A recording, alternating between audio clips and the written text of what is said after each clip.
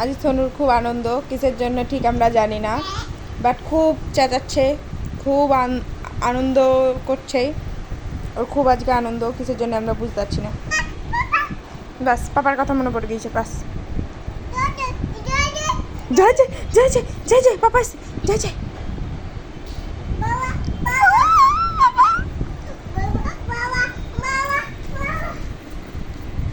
বাবা আসেনি, অন্য লোক ওইটা, পাপাও আসেনি, অন্য লোক।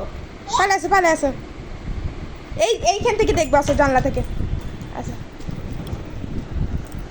ডাকো ডাকো ডাকো,